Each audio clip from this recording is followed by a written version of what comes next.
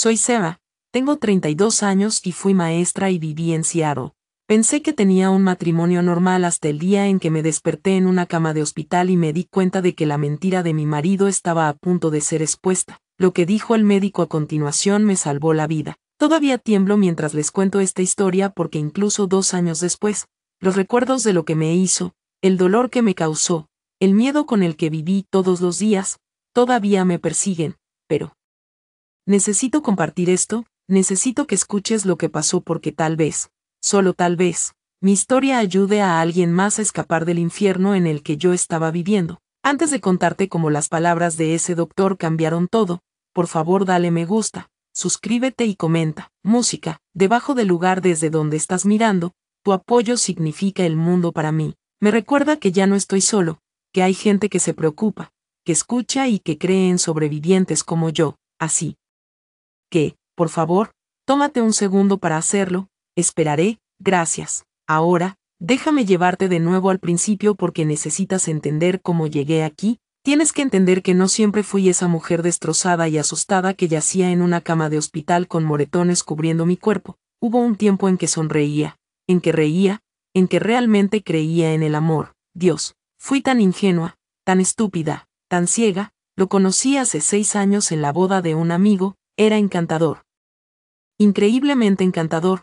Tenía una sonrisa que podía iluminar una habitación, y cuando me miró, sentí que era la única mujer en el mundo. Me trajo flores en nuestra segunda cita. Él recordó cada pequeño detalle que le conté sobre mí. Él me enviaba mensajes de buenos días todos los días y me decía lo hermosa que era y lo afortunado que era de haberme encontrado. Todo el mundo me dijo que había encontrado al hombre perfecto. Mis amigos estaban celosos. Mi madre lo adoraba. Mi padre le estrechó la mano con firmeza y dijo: cuida de mi hija, hijo, y él prometió que lo haría. Miró a mi padre directamente a los ojos y prometió. Nos casamos 2 años después de conocernos. La boda fue hermosa, todo lo que alguna vez había soñado. Yo llevaba un vestido blanco, llevaba un smoking negro, y cuando dijimos nuestros votos, realmente creí cada palabra, para bien o para mal, en la enfermedad y en la salud, hasta que la muerte nos separe. Esas palabras, Dios, esas palabras volverían para atormentarme porque lo peor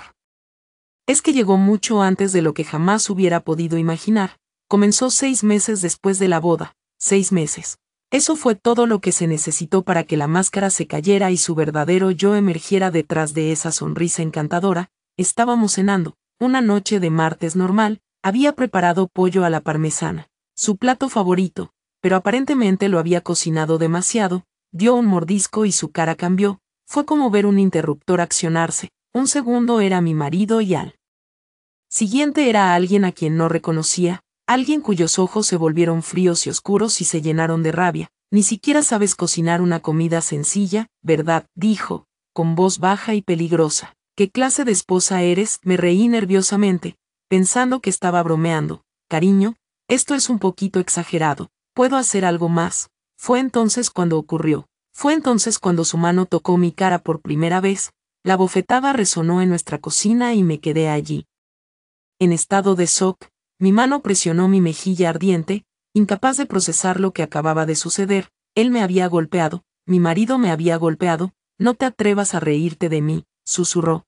No vuelvas a faltarme el respeto de esa manera nunca más. Debería haberme ido en ese momento, debería haber salido por esa puerta y nunca haber mirado atrás, pero no lo hice. ¿Quieres saber por qué? Porque 30 segundos después, empezó a llorar. Lágrimas reales corrían por su rostro, cayendo de rodillas, agarrando mis manos y disculpándose una y otra vez. Lo siento mucho, cariño, no sé qué me pasó. El trabajo ha sido muy estresante, y simplemente perdí la cabeza. Nunca te haría daño, sabes que te amo. Por favor, perdóname. Por favor, esto nunca volverá a suceder. Prometo que nunca volverá a suceder. Y yo le creí. Dios ayúdame. Yo le creí. Me dije a mí mismo que era algo que ocurre solo una vez, que todos cometemos errores, que estaba bajo mucha presión en el trabajo. Le puse excusas, me culpé a mí mismo. Quizás no debería haberme reído, quizás debería haber tenido más cuidado con la cena, quizás lo había provocado de alguna manera sin darme cuenta. Al día siguiente, regresó a casa con 2 docenas de rosas y una pulsera de diamantes. Me llevó a mi restaurante favorito. Él sostuvo mi mano sobre la mesa y me dijo que yo era lo más importante en su vida, y sonreí. Realmente sonreí y le agradecí por los regalos, por la cena, por amarme. Cubrí el moretón en mi mejilla con maquillaje y fingí que todo estaba bien, pero no estuvo bien, nunca volvería a estar bien. La segunda vez que ocurrió fue 3 semanas después. Me había olvidado de recoger su ropa de la tintorería. Él me lo preguntó esa mañana y yo estaba ocupada con el trabajo y me olvidé por completo. Una cosa tan simple y estúpida. Pero cuando llegó a casa y se dio cuenta de que no lo había hecho, me agarró del pelo y me estrelló contra la pared.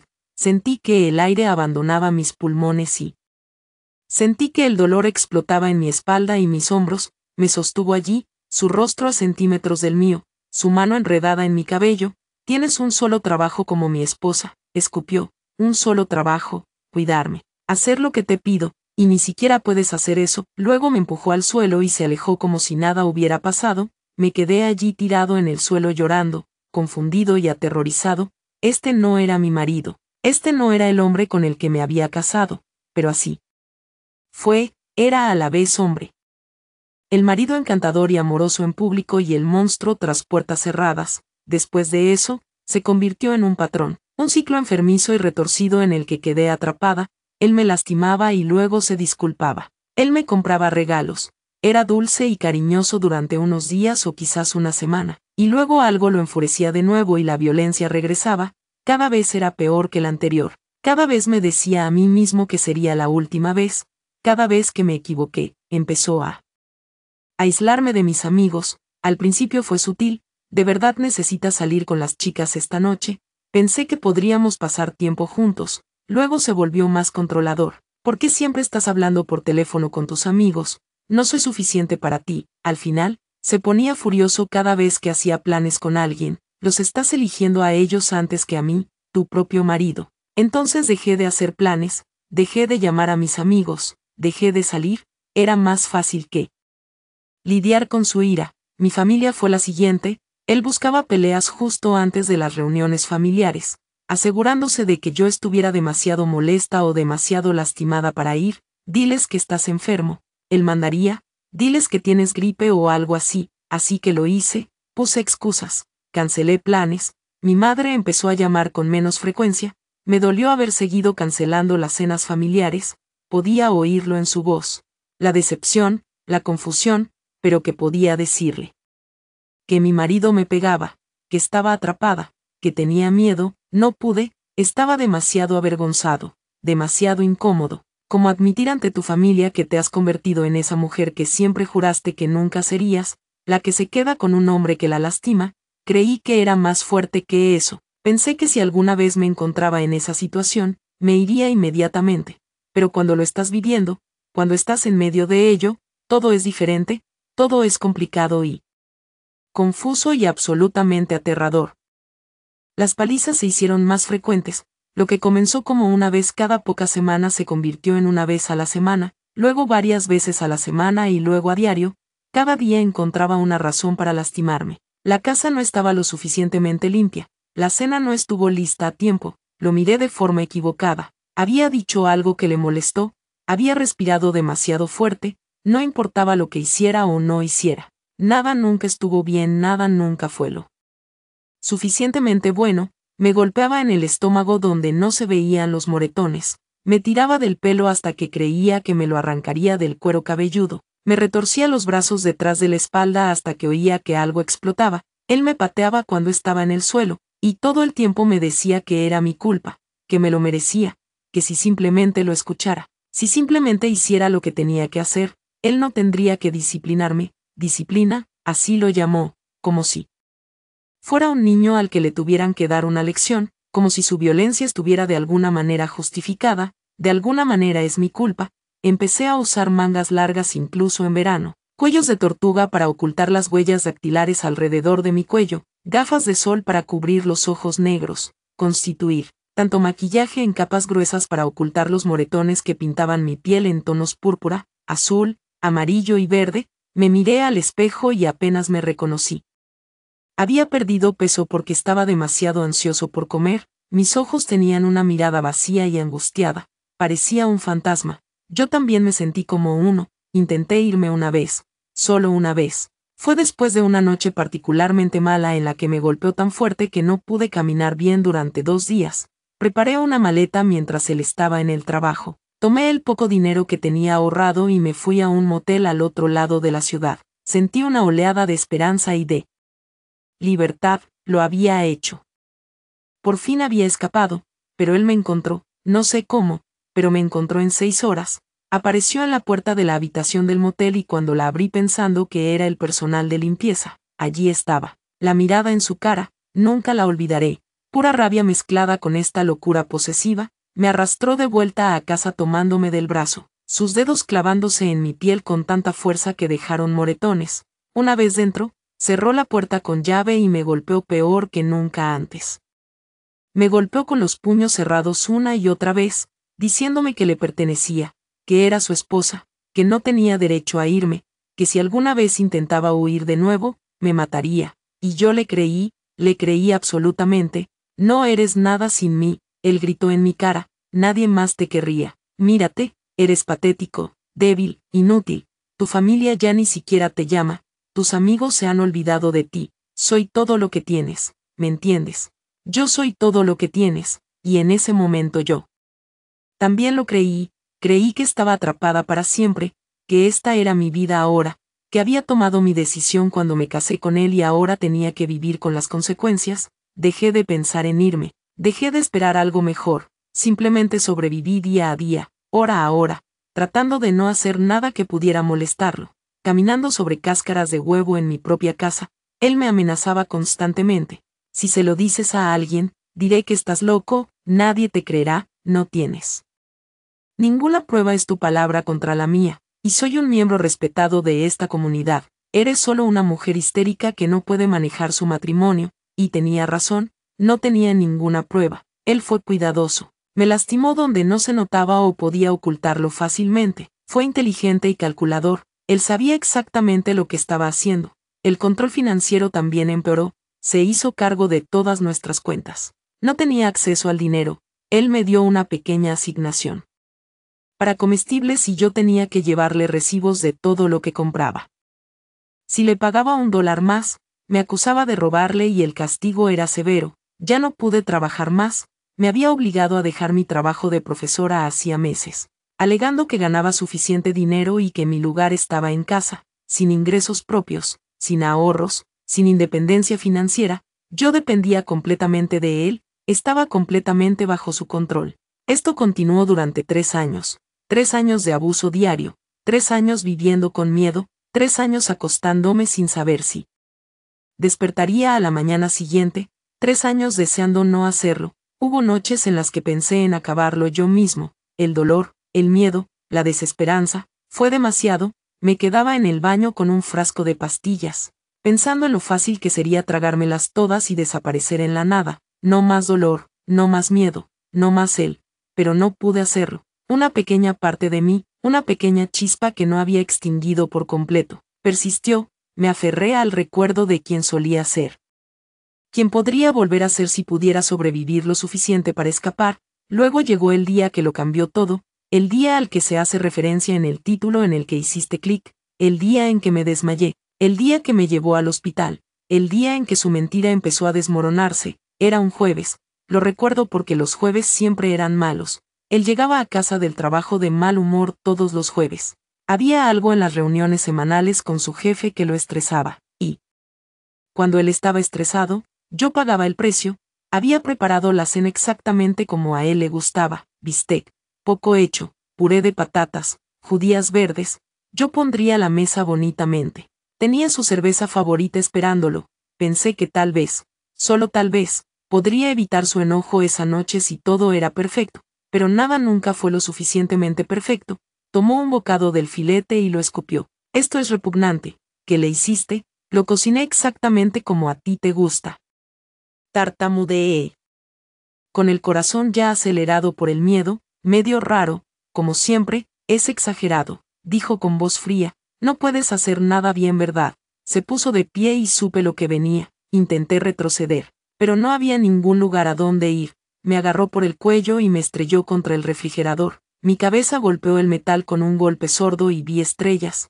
Trabajo todo el día para mantenerte, gruñó, su rostro a centímetros del mío y su mano apretando aún más mi garganta. Y este es el agradecimiento que recibo. Una cena arruinada, me tiró al suelo y empezó a patearme, mis costillas, mi espalda, mis piernas, me hice un ovillo, intentando proteger mis órganos vitales, llorando y rogándole que parara, pero no se detuvo, estaba más allá de la ira, más allá de la razón, me pateó una y otra vez y sentí que algo se rompía en mi pecho, el dolor era cegador, luego me levantó del pelo y empezó a golpearme en la cara, sentí que se me rompía la nariz, sentí que la sangre corría por mi cara, llenando mi boca de un sabor metálico, un puñetazo me impactó en la sien y el mundo empezó a girar. Mi visión se volvió borrosa, lo oí gritarme, pero su voz sonaba lejana, como si estuviera bajo el agua. Eres un pedazo de basura sin valor, lo arruinas todo, nunca debí haberme casado contigo. Otro puñetazo, otra explosión de dolor, y luego nada. Todo se volvió negro, no sentí que caía al suelo, no sentí nada. Simplemente desaparecí en la oscuridad. No sé cuánto tiempo.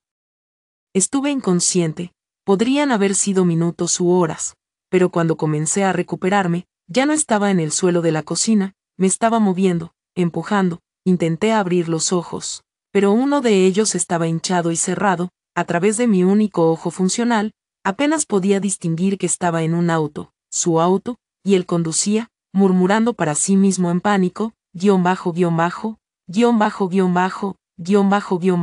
despertar, vamos, despierta, no te atrevas a morirme, ahora no, no así, intenté hablar. Pero mi boca no funcionaba correctamente. Todo me dolía, cada respiración me enviaba fuertes dolores al pecho, debí haber hecho algún ruido porque me miró por el espejo retrovisor, yo estaba en el asiento trasero, me di cuenta acostado, quédate conmigo, dijo, y por un momento, realmente sonó preocupado, inquieto. Pero luego escuché lo que dijo a continuación y me di cuenta de que no se trataba de mí, esto nunca se trató de mí, se trataba de él cubriendo sus huellas. Bueno, está bien, lo tengo controlado. Ella se cayó por las escaleras, eso es todo. Ella se cayó por las escaleras y se golpeó la cabeza. Llegué a casa del trabajo y la encontré. Soy un marido preocupado que lleva rápidamente a su esposa al hospital, esa es la historia. Ella se cayó por las escaleras, lo repitió una y otra vez, practicando su mentira, perfeccionándola, asegurándose de que tenía todos los detalles correctos. Me quedé allí, en el asiento trasero, perdiendo y recuperando la conciencia, escuchándolo construir la narrativa que explicaría mis heridas. Las escaleras, por supuesto, siempre son escaleras o chocarse contra puertas o ser torpe, la excusa más antigua en el manual del abusador. A través de la neblina de dolor y confusión, sentí algo.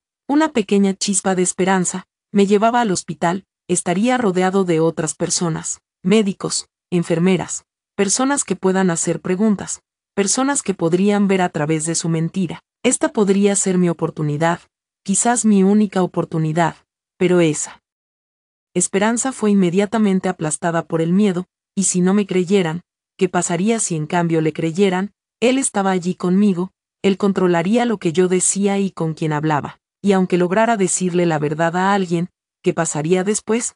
Él dijo que me mataría si alguna vez intentaba irme, ¿qué haría si lo expongo, si lo metí en problemas? Debo haberme desmayado otra vez porque lo siguiente que supe fue que había luces brillantes, voces y gente moviéndose a mí alrededor.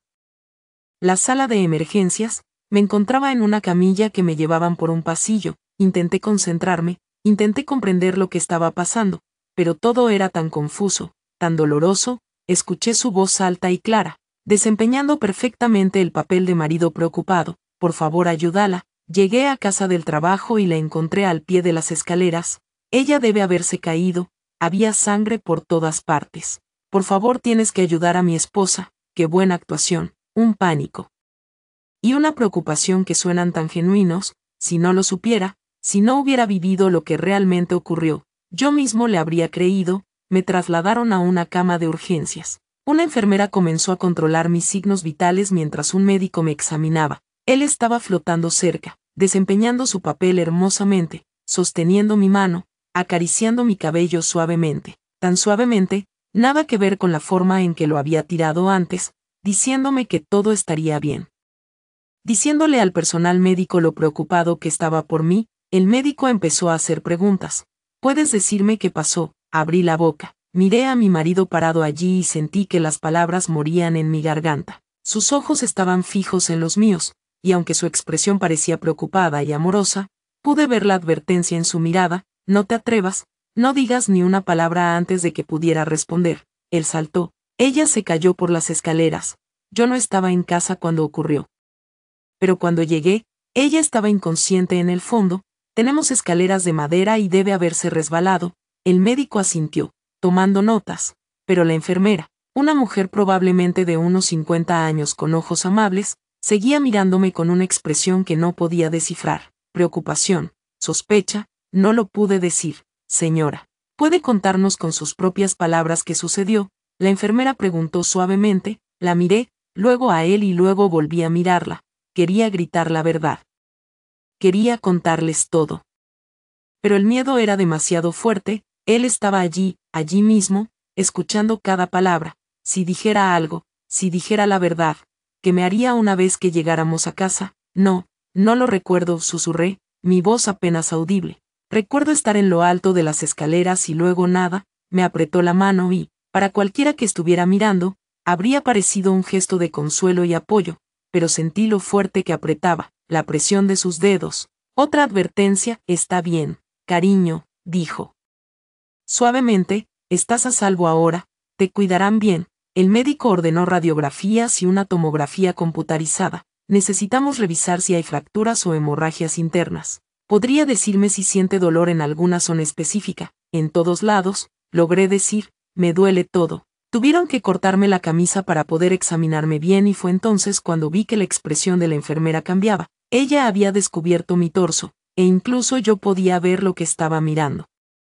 Moretones por todas partes, todo mi torso estaba cubierto de moretones de distintos colores, los morados frescos de esta noche, los amarillentos de la semana pasada y los verdosos de la semana anterior. Una hoja de ruta del abuso pintada en mi piel. La actitud del médico también cambió, miró los moretones, luego a mi marido, luego a la enfermera. Algo tácito pasó entre ellos. Estos moretones, dijo el médico con cuidado, parecen estar en distintas etapas de curación. Algunos son bastante antiguos. Mi esposo no se inmutó, siempre ha sido torpe, también se hace moretones con facilidad, siempre se choca con las cosas, tropieza. Le digo que tenga más cuidado, pero ya sabes cómo es. Se rió, de hecho, se rió como si mis lesiones fueran solo una peculiaridad graciosa de mi personalidad, como si fuera una mujer tonta propensa a los accidentes que no podía caminar por su propia casa sin lastimarse. Pero el médico no se reía, la enfermera tampoco. Intercambiaron otra mirada.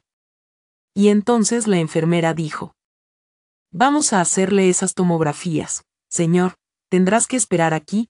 Quiero ir con ella, protestó. Es mi esposa, me necesita con ella. Política del hospital, dijo la enfermera con firmeza. Puedes esperar en la sala de espera de familiares. Iremos a buscarte cuando vuelva. Vi la frustración en su rostro, pero no podía discutir sin parecer sospechoso. Está bien, esperaré, cariño, estaré aquí cuando vuelvas, no me voy a ninguna parte. Eso era lo que temía.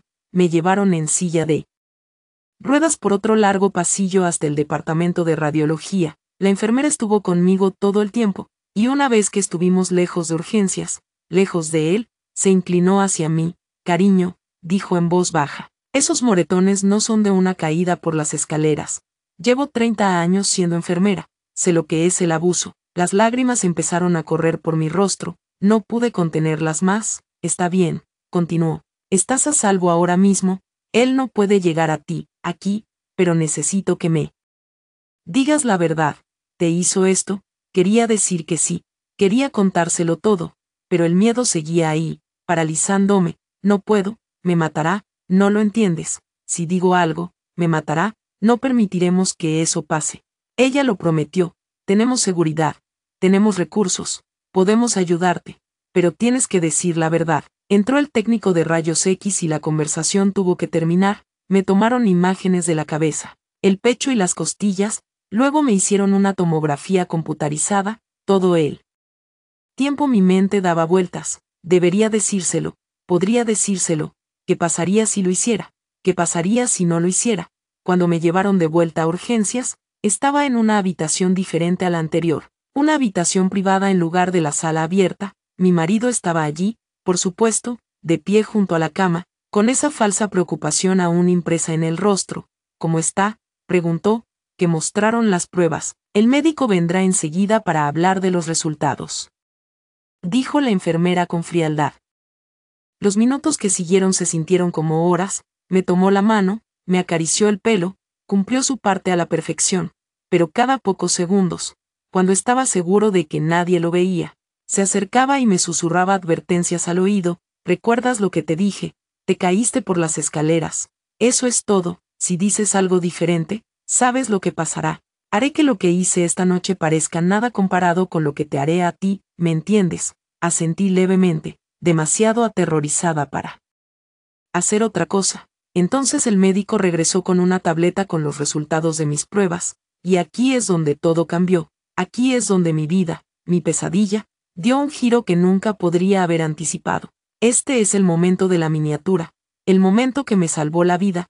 El médico me miró, luego a mi marido, luego a mí. Su expresión era seria, profesional, pero también pude ver algo más en ella, determinación tal vez o ira, no lo supe distinguir. Señora, dijo, dirigiéndose a mí directamente, los resultados de su tomografía computarizada y radiografías muestran varias lesiones preocupantes.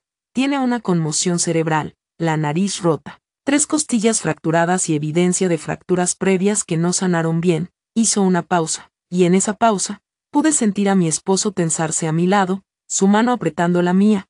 El médico continuó, sin apartar la vista de la mía. Señora, estas lesiones muestran un patrón claro de trauma físico repetido durante un periodo prolongado.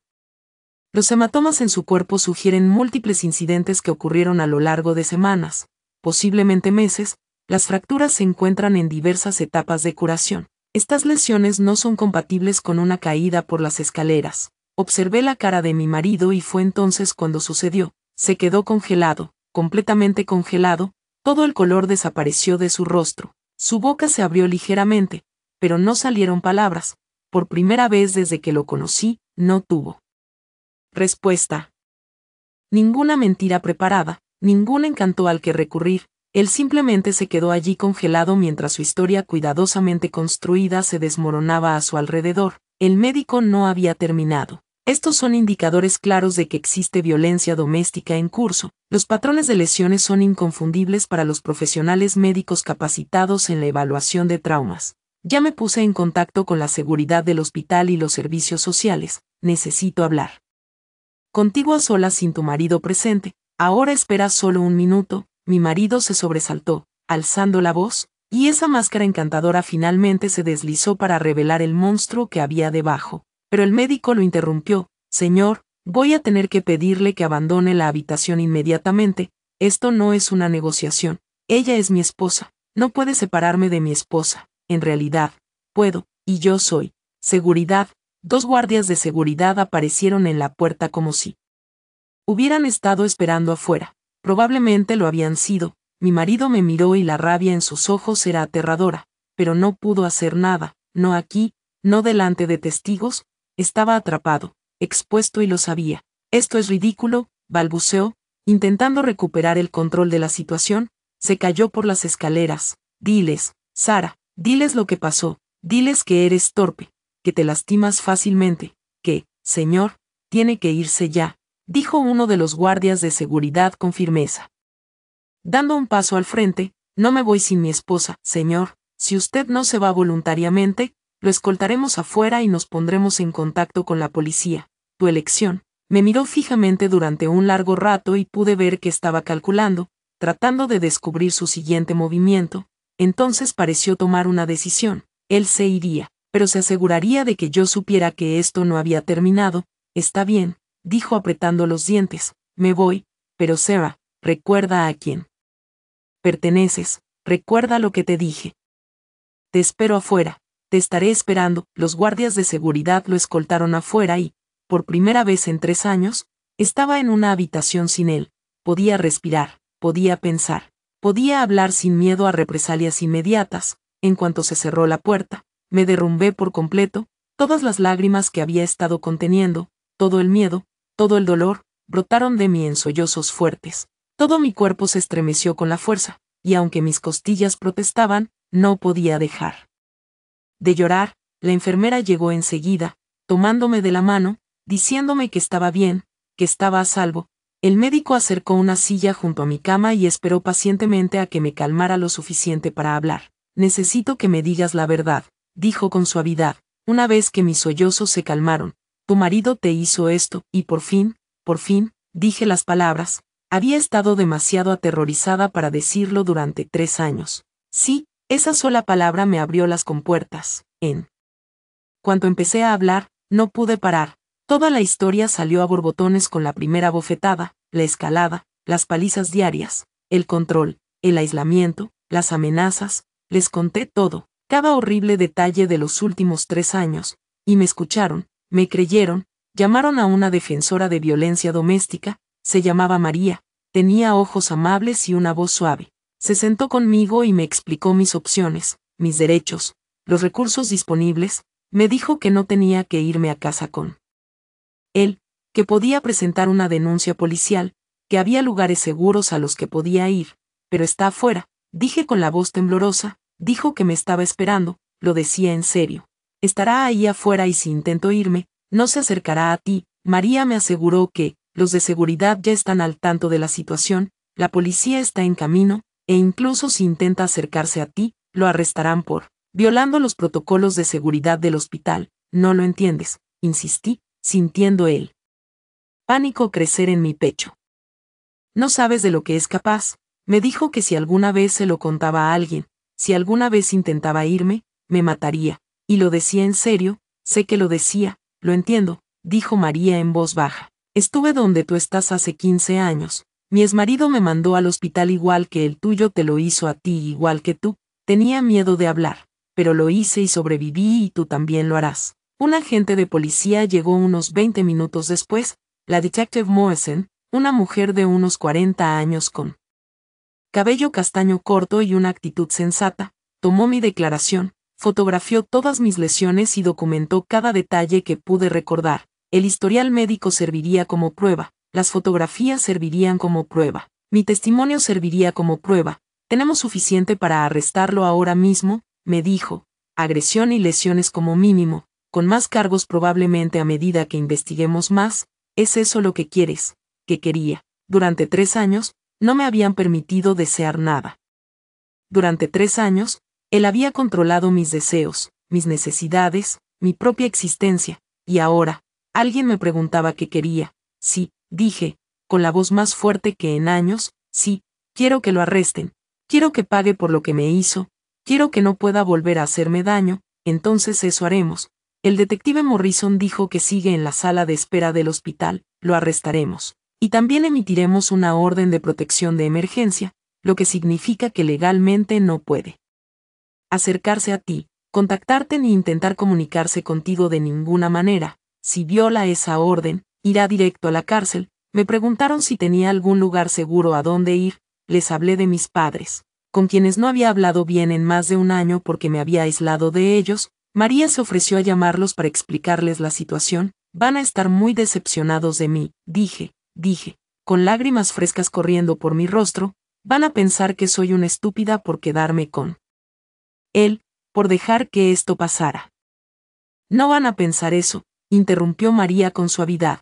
Se van a sentir aliviados de que estés viva y de que por fin recibas ayuda. Créeme, quienes te quieren solo quieren que estés a salvo. Tenía razón. Cuando mi madre contestó el teléfono y María me explicó lo sucedido, la oí gritar, no de rabia contra mí, sino de horror por lo que había estado viviendo. En 30 minutos, mis padres estaban en el hospital. Corriendo a mi habitación con lágrimas en los ojos, mi madre me agarró la mano con tanta delicadeza que parecía que temía que me rompiera. Ay, cariño, sollozó, ay, mi niña, ¿por qué no nos lo dijiste? ¿Por qué no dijiste nada? No pude, susurré, tenía mucho miedo, y yo estaba tan avergonzada. No quería que supieras que permití que esto me pasara. No dejaste que pasara nada, dijo mi padre con firmeza, con la voz cargada de emoción. Esto no es culpa tuya, nada de esto es culpa tuya. Él hizo esto, él es el monstruo, no tú. Se quedaron conmigo mientras daba mi declaración a la policía. Estaban allí cuando el detective Morrison regresó para decirme que mi esposo había sido arrestado en el estacionamiento. De hecho, intentó huir cuando vio que la policía se acercaba a él, lo que añadió a sus cargos la evasión del arresto. Encontraron mensajes de texto en su teléfono, amenazas que me había enviado, mensajes a sus amigos alardeando de mantenerme a raya, incluso fotos que había tomado de mí después de algunas de las palizas. Evidencia, tanta evidencia. Me internaron en el hospital durante la noche para observación debido a la conmoción cerebral. Mis padres se quedaron conmigo todo el tiempo. Mi madre me sostuvo la mano durante toda la noche mientras yo entraba y salía del sueño, plagada de pesadillas en las que él regresaba, en las que me encontraba, en las que cumplía sus amenazas. Pero no regresó, él no pudo, estaba en la cárcel. A la mañana siguiente, María regresó con información sobre un refugio para víctimas de violencia doméstica donde podía quedarme. Mis padres querían que volviera a casa con ellos, pero María me explicó que podría no ser seguro. Él sabía dónde vivían, e incluso con la orden de protección, los abusadores desesperados a veces violaban esas órdenes con consecuencias mortales. El refugio era confidencial, seguro y contaba con personal capacitado para ayudar a sobrevivientes como yo. Tenían consejeros, defensores legales y recursos para ayudarme a reconstruir mi vida. Se decidió que iría allí una vez que me dieran de alta del hospital. Durante las siguientes semanas, todo sucedió muy rápido. La fiscalía lo acusó de múltiples cargos de agresión y lesiones, violencia doméstica y encarcelamiento falso. Las pruebas en su contra abrumaban mis registros médicos, las fotografías, las declaraciones del médico y las enfermeras que me atendieron, los mensajes de texto en su teléfono, incluso el testimonio de vecinos que me habían oído gritar. Le habían fijado una fianza alta, pero me aterraba que la pagara de alguna manera. Vivía con miedo todos los días de que él saliera, de que me encontrara, de que cumpliera su promesa de matarme, pero no pagó la fianza. Sus padres se negaron a ayudarlo, aparentemente horrorizados cuando supieron lo que había hecho su hijo. Sus amigos se distanciaron. Estaba solo, tal como me había hecho sentir durante 3 años. Comencé la terapia en el refugio 2 veces por semana al principio, luego 3 veces por semana. Mi terapeuta, el Dr. Chen, se especializó en trauma y trastorno de estrés postraumático. Ella me ayudó a comprender que lo que había experimentado no era solo abuso, fue una tortura sistemática y calculada, diseñada para quebrantarme, para destruir mi sentido de identidad, para hacerme creer que me lo merecía. Sobreviviste, me dijo durante una de nuestras primeras sesiones. Entiendes lo fuerte que tuviste que ser para sobrevivir lo que pasaste. La mayoría de las personas ni siquiera pueden imaginar soportar ese nivel de trauma sostenido, pero lo hiciste. Sobreviviste, y ahora te toca sanar. Pero sanar fue más difícil de lo que jamás imaginé. Las heridas físicas se curaron relativamente rápido, mis costillas se curaron, mi nariz estaba colocada correctamente. Los moretones desaparecieron, pero el daño psicológico era mucho más profundo. Tuve pesadillas todas las noches, ataques de pánico. Cada vez que oía pasos detrás de mí, me estremecía si alguien se movía demasiado rápido cerca de mí. No podría estar en una habitación con la puerta cerrada, no soportaba estar de espaldas a una puerta.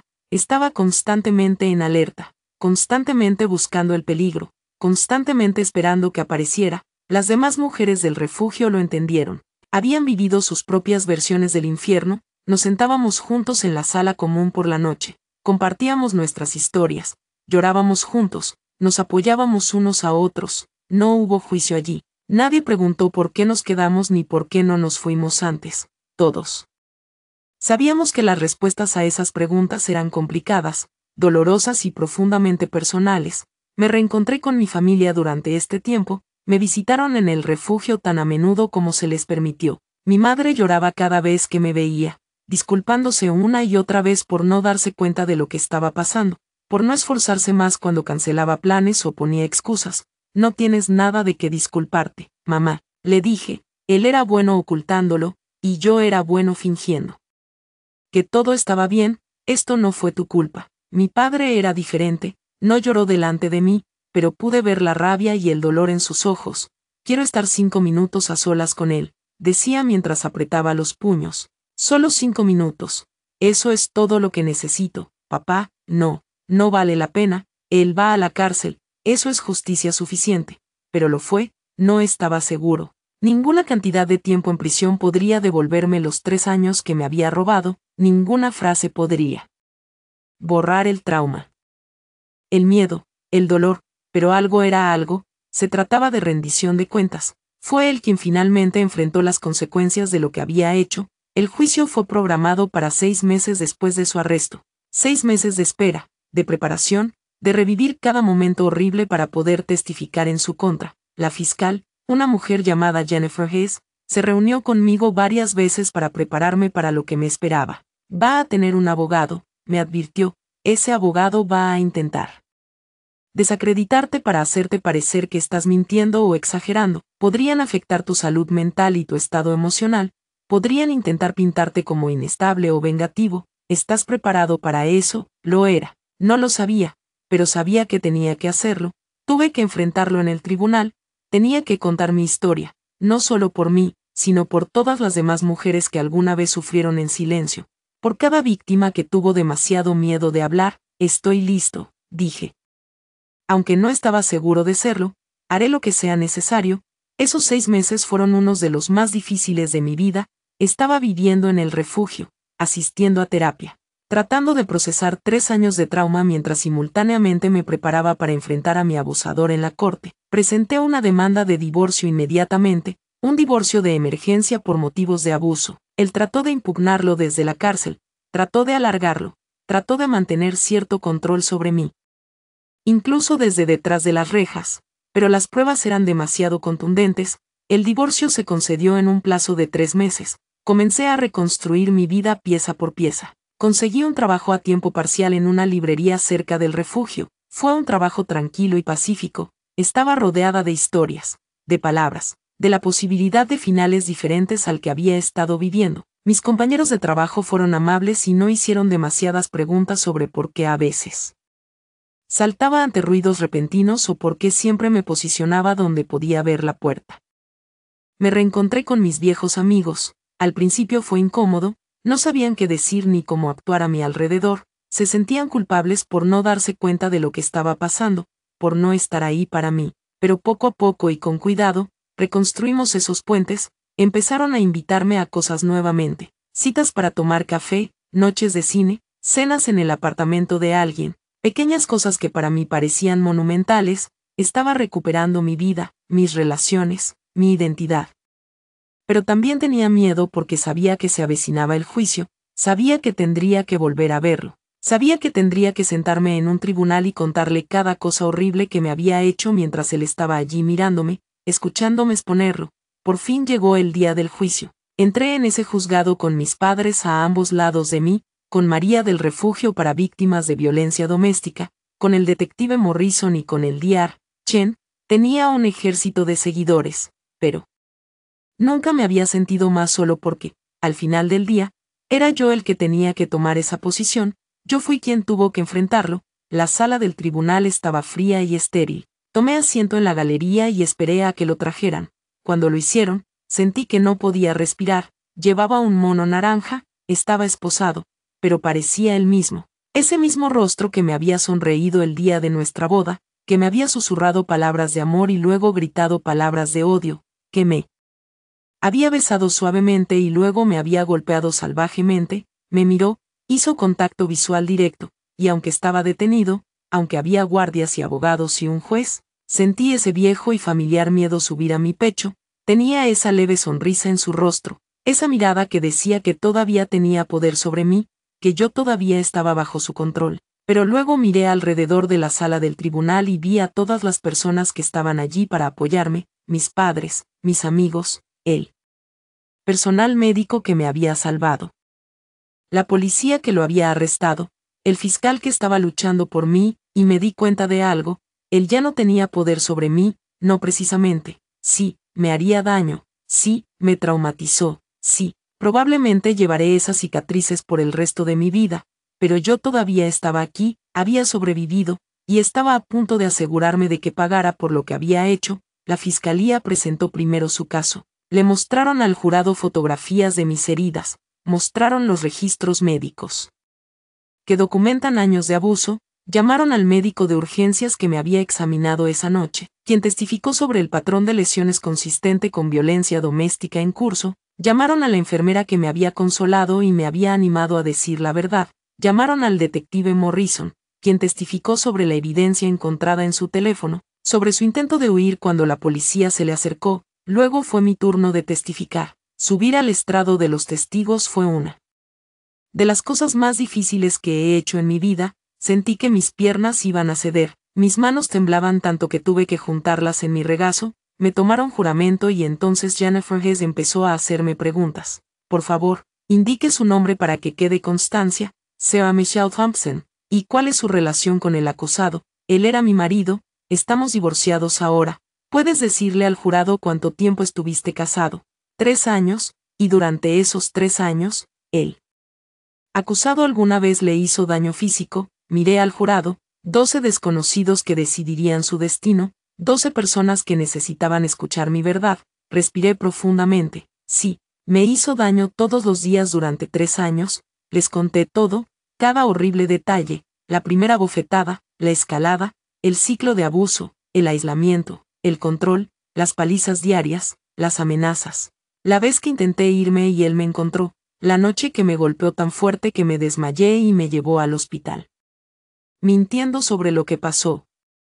Lloré durante la mayor parte de mi testimonio, el fiscal me entregó pañuelos, el juez pidió descansos cuando mis ataques de pánico se volvieron demasiado severos, pero seguí adelante, seguí hablando porque esta era mi oportunidad de ser escuchado, de ser creído, de obtener justicia. Luego vino el interrogatorio, su abogado defensor, un hombre con un traje caro y el pelo peinado hacia atrás. Se me acercó con una sonrisa condescendiente. La señora Thompson, o supongo que ahora es la señorita Thompson. No es así, usted ha testificado que mi cliente abusó de usted durante 3 años. Eso es mucho tiempo. ¿Por qué no te fuiste antes? Allí estaba, la pregunta que todo sobreviviente de abuso escucha. La pregunta que implica que de alguna manera es culpa nuestra por no irnos. Como si irse fuera así de sencillo. Tenía miedo, dije en voz baja. ¿Miedo de qué? Tenía miedo de que me matara. Me dijo varias veces que si alguna vez intentaba irme, me mataría, y yo le creí. Pero podrías haber llamado a la policía en cualquier momento. No, él controlaba todo, mi teléfono, mi dinero, mi acceso al mundo exterior, y aunque hubiera logrado llamar a la policía, tenía miedo de que no me creyeran o de que me hicieran aún más daño cuando se fueran. No es cierto que usted nunca buscó atención médica por ninguna de estas supuestas lesiones hasta la noche en cuestión, porque no me dejó, y porque me daba vergüenza, porque pensaba que de alguna manera era mi culpa, porque me había convencido de que de todos modos nadie me creería. No es posible, señorita Thompson, que estas lesiones fueran accidentales. Quizás eres, como sugirió mi cliente, simplemente torpe. Sentí que la ira me invadía, caliente y brillante. ¿Cómo se atreve a sentarse allí y sugerir que me había golpeado hasta quedar azul, que me había roto mis propias costillas, que me había fracturado la nariz, que de alguna manera había creado accidentalmente un patrón de trauma que abarcaba 3 años? No, dije con firmeza, eso no es posible. Su cliente me ganó, me dio puñetazos, me pateó, me estranguló, me tiró contra las paredes, me tiró del pelo, me retorció los brazos. Lo hizo deliberadamente, repetidamente y sistemáticamente. Estos no fueron accidentes, esto fue una tortura. El abogado defensor intentó algunas tácticas más, sugiriendo que yo era mentalmente inestable, insinuando que estaba mintiendo para llamar la atención o para ganar dinero, cuestionando por qué me había casado con él en primer lugar si era tan terrible, pero no me rendí. Respondí cada pregunta con sinceridad y pude ver cómo las expresiones del jurado pasaban de neutrales a comprensivas y finalmente a completamente enojadas en mi nombre. Cuando finalmente me despidieron del estrado, me sentí como si hubiera corrido un maratón. Me sentía exhausta, emocionalmente agotada, pero también extrañamente empoderada. Lo había hecho, me enfrenté a él, había dicho mi verdad, y sobreviví. A continuación, la defensa expuso su caso. Mi ex marido testificó. Por supuesto, se sentó allí, en el estrado de los testigos, y mintió descaradamente. Él afirmó que yo era mentalmente inestable, que me había hecho daño a mí misma y lo culpaba a él, que yo era vengativa porque él había querido terminar el matrimonio, se pintó a sí mismo como la víctima, un hombre cuya esposa loca había inventado acusaciones de abuso para arruinarle la vida, pero la evidencia no apoyó su historia, los registros médicos no mintieron, las fotografías no mentían, el patrón de lesiones a lo largo de los años no mintió, y cuando la fiscalía lo interrogó, se puso nervioso, se contradijo y finalmente perdió los estribos en el estrado, dando al jurado una visión de la rabia con la que había vivido durante 3 años. El juicio duró una semana, el jurado deliberó durante 6 horas y cuando dieron su veredicto, apreté la mano de mi madre tan fuerte que probablemente la lastimé, en el caso del Estado contra Thomas Michie Thompson. Por el cargo de agresión y agresión en primer grado, encontramos al acusado culpable. Por el cargo de violencia doméstica con circunstancias agravantes, encontramos culpable al acusado. Por el cargo de encarcelamiento ilegal, encontramos al acusado culpable, culpable, culpable, culpable, fue declarado culpable de todos los cargos. Observé su rostro mientras se leía el veredicto y por primera vez vi miedo real en sus ojos, no era enojo, ni rabia, sino miedo real porque finalmente estaba enfrentando consecuencias reales inevitables. La audiencia de sentencia fue programada para 2 semanas después. El juez me permitió dar una declaración de impacto sobre la víctima antes de determinar su sentencia. Lo escribí cuidadosamente y lo revisé varias veces con la ayuda del Dr. Chen, y cuando llegó el día, me presenté ante el juez y leí cada palabra. Su señoría, mi nombre es Sarah Thompson, y Thomas Thompson me robó 3 años de mi vida, no solo me hizo daño físicamente, aunque las cicatrices que eso dejó probablemente nunca desaparecerán por completo, me lastimó psicológicamente, emocionalmente y espiritualmente, destruyó mi sentido de identidad, mi confianza, mi capacidad de confiar, me hizo creer que yo no valía nada, que merecía el abuso, que nadie jamás me creería ni le importaría lo que me estaba pasando. Durante 3 años viví con miedo constante. En mi propia casa caminé con pies de plomo, me fui a dormir sin saber si sobreviviría a la noche. Me aislé de todos los que me amaban porque él me había convencido de que no merecía su amor, me convertí en un fantasma de la persona que solía ser, pero quiero que sepa, señoría, que sobreviví, a pesar de todo lo que hizo para intentar quebrarme, para destruirme, sobreviví, y estoy aquí hoy para asegurarme de que rinda cuentas por lo que hizo, no solo para mí, sino para enviar un mensaje a todos los demás abusadores. La violencia doméstica no es un asunto privado, es un crimen y será castigado. Llevaré el trauma de lo que me hizo por el resto de mi vida. Tengo trastorno de estrés postraumático, tengo pesadillas, tengo ataques de pánico, me estremezco cuando la gente se mueve demasiado rápido, no puedo estar en una habitación con la puerta cerrada. Estas son las cicatrices invisibles que dejó en mí, y son tan reales como los físicos. Pero también quiero que sepas que me estoy curando, estoy en terapia, estoy reconstruyendo mi vida, me estoy reencontrando con mi familia y amigos, estoy recuperando mi identidad, ya no estoy simplemente sobreviviendo, estoy viviendo y eso no me lo puede quitar él, señoría. Solicito que se imponga la pena máxima permitida por la ley, no por venganza, sino por la creencia en la justicia, en la responsabilidad, en proteger a otras víctimas potenciales de experimentar lo que yo experimenté. Gracias.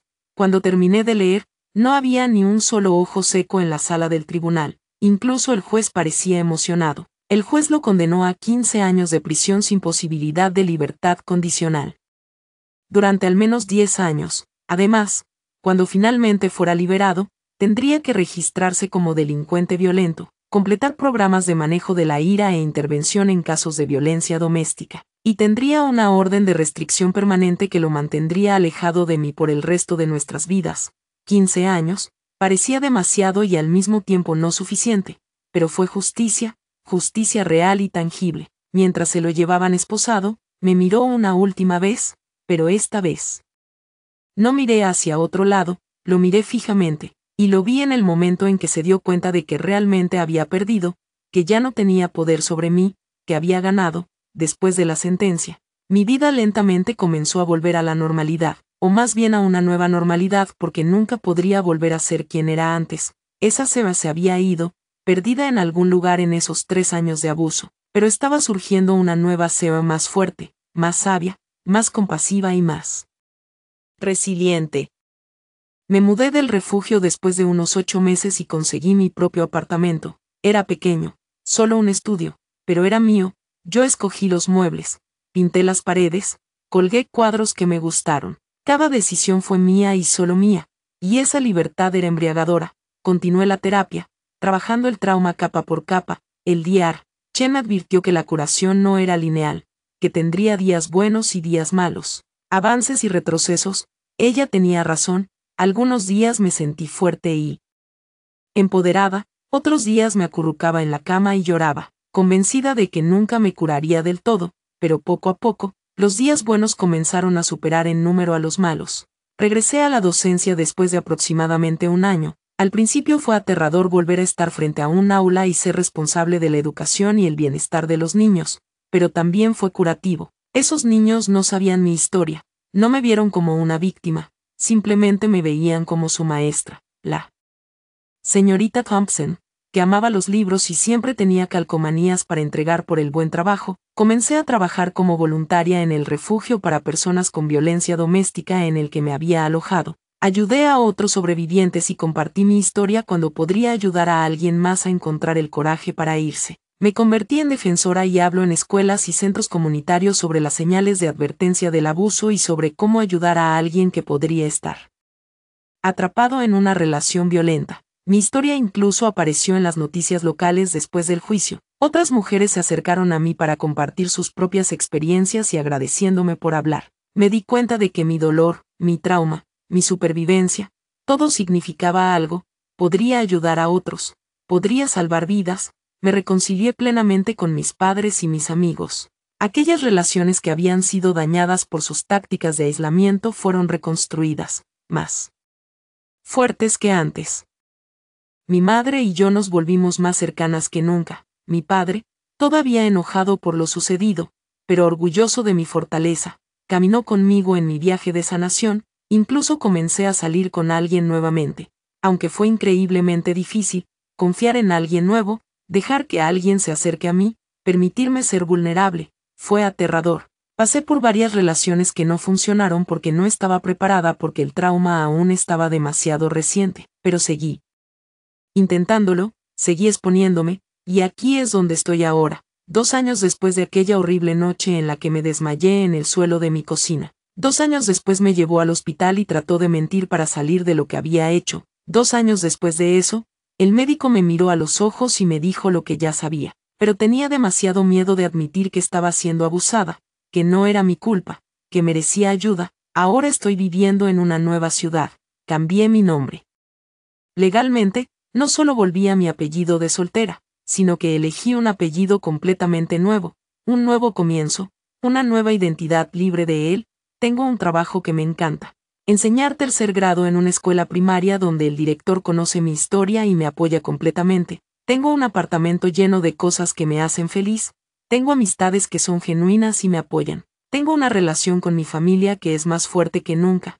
Todavía veo al DR. Chen cada 2 semanas. El trauma no desaparece por sí solo, ¿sabes? Es algo con lo que probablemente tendré que lidiar por el resto de mi vida, pero ahora tengo herramientas para manejarlo, tengo mecanismos de afrontamiento, tengo un sistema de apoyo, tengo esperanza.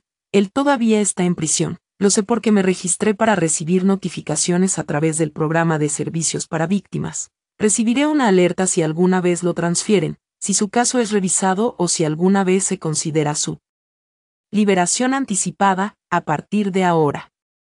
Le quedan 8 años más de prisión como mínimo antes de ser elegible para la libertad condicional. 8 años más en los que no tengo que preocuparme de que aparezca en mi puerta, pero incluso si finalmente sale, incluso si ese día llega, ya no tengo miedo, no como yo era, porque ahora sé mi valor. Yo conozco mi fuerza, sé que sobreviví a lo peor que pudiera imaginar, y salí por el otro lado, no sin cambios, no indemne, sino vivo, sanando, creciendo. Quiero que entiendas algo, si estás viendo esto y estás en una situación similar, si te está lastimando a alguien que dice amarte, si estás poniendo excusas para su comportamiento, si estás aislado, controlado, asustado, si te estás diciendo a ti mismo que no es tan malo, que estás exagerando, que te lo mereces, que nadie te creerá, no lo mereces, nunca lo mereciste, es así de malo, no estás exagerando y la gente te creerá. Sé lo aterrador que es hablar, sé lo imposible que parece irse, conozco el miedo que te paraliza, la vergüenza que te silencia, la desesperanza que te convence de que no hay salida, lo sé todo porque lo viví, pero también sé que hay una salida, hay personas que te ayudarán, hay recursos disponibles, hay refugios, defensores, policías, médicos, enfermeras, terapeutas, ejércitos enteros de personas cuyo trabajo es ayudar a sobrevivientes como nosotros. Ese médico que vio a través de la mentira de mi marido,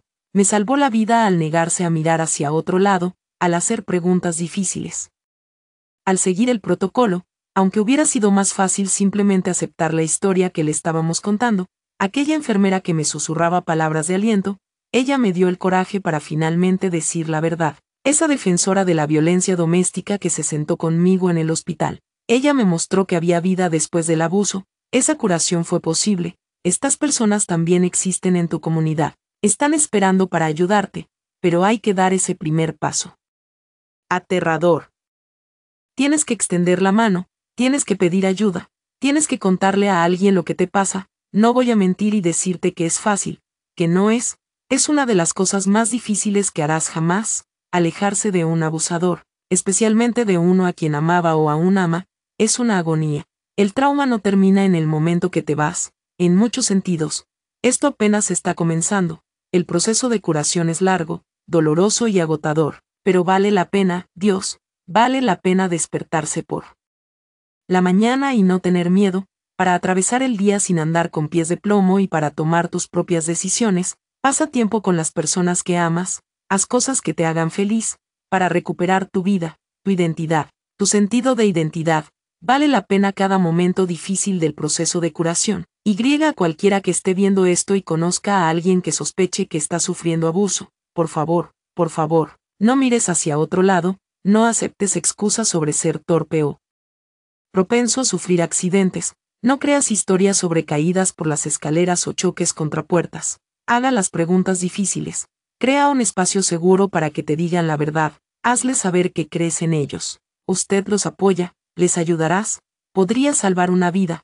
podrías ser esa persona que marque la diferencia, que le dé a alguien el coraje para finalmente escapar, busque las señales de advertencia. Si alguien que conoces de repente se ha aislado de sus amigos y familiares, si siempre están poniendo excusas sobre moretones o lesiones, si su pareja es demasiado controladora y los vigila constantemente, nunca dejarles ir solos a ningún sitio, si parecen tener miedo de su pareja, si han cambiado de salientes a retraídos, si han perdido su chispa, estas son señales de alerta, no los ignores si se encuentra en peligro inmediato ahora mismo y necesita ayuda. Llame a la Línea Nacional de Ayuda contra la Violencia Doméstica al 1-800-0799-7233. También puede enviar un mensaje de texto con la palabra START al 88788.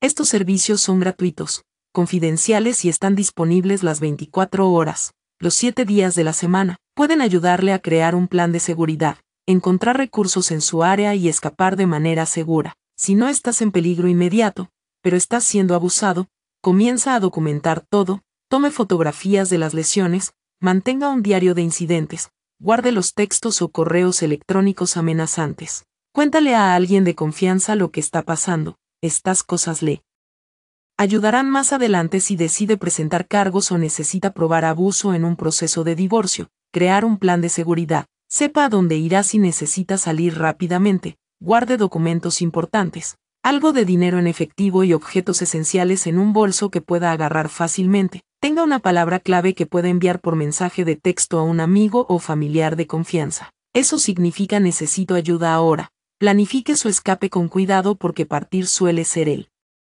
momento más peligroso, pero debes saber esto, puedes irte, puedes sobrevivir, puedes sanar, soy prueba viviente de ello. Hace 2 años, estaba convencido de que nunca escaparía. Pensé que moriría en sus manos o pasaría el resto de mi vida en esa prisión de miedo y violencia. No podía imaginar un futuro sin él, sin el abuso, sin el terror constante, pero aquí estoy, viviendo en un hermoso apartamento en una nueva ciudad, enseñando a niños que me hacen reír todos los días, tomando café con amigos los fines de semana, ir a terapia y procesar mi trauma, salir con alguien amable y gentil que jamás se le ocurriría levantarme la mano, construyendo una vida que sea enteramente mía. Sí, tengo cicatrices, sí, tengo detonantes, sí, a veces me despierto con pesadillas en las que estoy de nuevo en esa casa, de nuevo en ese infierno, pero esos momentos son cada vez menos frecuentes. La curación se está produciendo de forma lenta pero segura, y lo más importante que he aprendido a través de todo esto es que soy más fuerte de lo que jamás imaginé. Todos lo somos. Cada sobreviviente de abuso es increíblemente fuerte porque sobrevivió, nosotros aguantamos. Seguimos adelante incluso cuando queríamos rendirnos. Esa fuerza no desaparece cuando termina el abuso. Se queda con nosotros, nos ayuda a sanar, nos permite reconstruir, nos convierte en defensores, en guerreros, en sobrevivientes que pueden ayudar a otros a encontrar su propia fuerza. Entonces, si esta es también tu historia, si estás viviendo con miedo en este momento, debes saber que tienes esa fuerza dentro de ti. Quizás no lo sientas todavía, puede que te sientas débil, roto, derrotado, pero no lo eres, estás sobreviviendo a lo inservible, y cuando estés listo, cuando encuentres el coraje para dar ese primer paso hacia la libertad, esa fuerza te llevará adelante. Mereces estar seguro, mereces ser amado con dulzura, con amabilidad y sin miedo. Mereces tomar tus propias decisiones, tener tus propias opiniones y vivir tu propia vida. Mereces despertar sin miedo, mereces paz. No dejes que nadie, especialmente la persona que te está haciendo daño, te convenza de lo contrario. Mi exmarido pasó 3 años intentando destruirme, intentando convencerme de que yo no valía nada, de que merecía el abuso, de que nadie más me querría jamás. Casi lo consiguió. Hubo días en que le creí y días en que quise rendirme, pero ese médico, esa enfermera, ese defensor, mi familia, mis amigos, mi terapeuta, todos me recordaron mi valor, vieron valor en mí. Incluso cuando yo no podía verlo en mí mismo, ellos me creyeron, ellos me apoyaron, me salvaron, y ahora estoy pagando por ello compartiendo mi historia contigo, al decirte que es posible escapar, la curación ocurre, que la vida después del abuso puede ser hermosa, pacífica y llena de alegría. La decisión de ese médico de examinar de cerca mis heridas en lugar de aceptar la mentira que nos dijeron me salvó la vida. Su negativa a hacer la vista gorda me dio la oportunidad de finalmente decir la verdad. Y esa verdad me liberó. Entonces, te pregunto si estás en peligro y te das esa misma oportunidad. Dígaselo a alguien, pedir ayuda, da ese aterrador primer paso hacia la libertad. Y si conoces a alguien que está sufriendo abuso, sé ese médico, sé esa enfermera, sé ese defensor, no mires hacia otro lado, haga las preguntas difíciles, crea ese espacio seguro, créales, ayúdalos. Juntos podemos romper el ciclo de violencia doméstica, juntos podemos salvar vidas. Gracias por ver mi historia, gracias por escuchar, gracias por creer en los sobrevivientes. Si este video te resonó o conoces a alguien que necesite escuchar este mensaje, por favor compártelo. Pulsa el botón me gusta para que más personas puedan encontrar esta historia. Suscríbete a este canal para obtener más historias y recursos de supervivencia. Y por favor comenten a continuación con palabras de aliento para cualquiera que esté pasando por esto. Hazles saber que no están solos, hazles saber que les creemos, hazles saber que hay ayuda disponible. Juntos podemos hacer la diferencia. Juntos podemos romper el silencio que permite que el abuso continúe. Juntos somos más fuertes que cualquier abusador. Manténganse todos a salvo y recuerden que vale la pena salvarlos. Tu vida importa, mereces paz. Gracias.